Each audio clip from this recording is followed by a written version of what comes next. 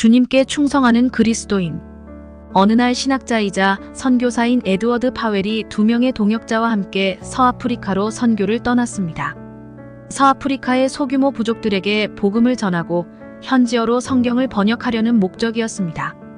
파웰 일행은 어렵게 한 오지 마을에 도착했는데 샤머니즘을 신봉하는 추장은 복음을 들으려고 하지 않으며 강하게 배척했습니다. 섭씨 50도가 넘는 무더위에 음식도 입에 맞지 않은 파웰은 설상가상으로 이질에 걸려 알아누웠습니다. 주님을 위해 오지까지 왔는데 기적은 고사하고 복음은 꺼내지도 못한 채 초가집에 누워있는 자신의 처지가 너무 한탄스러웠습니다. 이제 어떻게 해야 하냐고 주님께 부르짖었지만 어떤 응답도 없었습니다. 그런데 다음날 추장이 찾아와 깜짝 놀랄 이야기를 했습니다.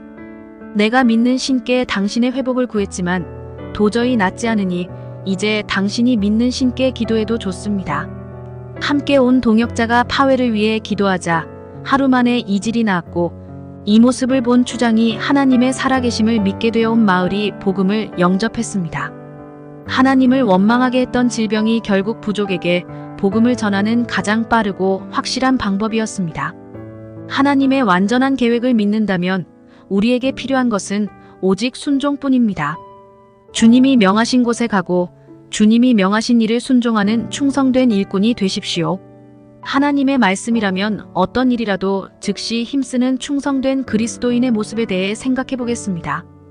오늘의 말씀 고린도전서 4장 1절 2절 찬송가 200장 300장. 사람이 마땅히 우리를 그리스도의 일꾼이요 하나님의 비밀을 맡은 자로 여길지어다. 그리고 맡은 자들에게 구할 것은 충성이니라.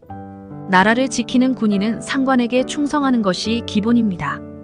그런데 군인이 상관의 명령에 복종하지 않는다면 그 군인은 충성하는 것이 아닐 것입니다. 이처럼 충성은 반드시 순종이 따릅니다.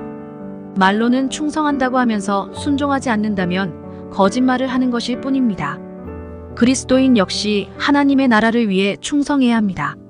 나라가 부강하기 위해서는 국민들의 헌신과 충성이 필요한 것처럼 이 땅 위에 하나님의 나라를 바로 세워가고 확장시켜 나가기 위해서는 하나님을 향한 그리스도인의 헌신과 충성이 반드시 필요한 것입니다.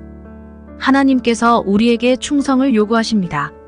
사도 바울은 스스로를 그리스도의 일꾼이며 하나님의 비밀을 맡은 자라고 말합니다. 그리고 맡은 자는 반드시 충성해야 할 것이라고 단언합니다. 하나님께서는 우리에게 사명을 주셨고 최선을 다해 그 사명을 감당하는 것이 충성입니다. 하나님의 말씀에 순종하는 것으로 충성하는 삶을 사십시오.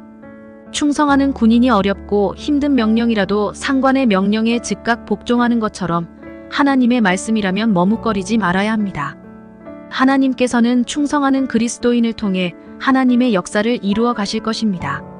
세상 사람들도 자신에게 충성하는 사람에게 더 크고 중요한 일을 맡깁니다. 하나님께서도 하나님께 충성하는 사람에게 더 크고 놀라운 일을 맡기실 것입니다. 언제나 하나님의 나라를 위해 생명을 드리기까지 충성하며 하나님의 말씀에 순종하는 그리스도인이 되시길 바랍니다. 오늘의 기도. 주님, 하나님께 충성하는 그리스도인이 되게 하옵소서. 하나님의 말씀에 즉각적으로 순종하여 하나님의 선하신 역사를 이루어가는 일꾼이 되게 하옵소서. 예수님의 이름으로 기도합니다. 아멘.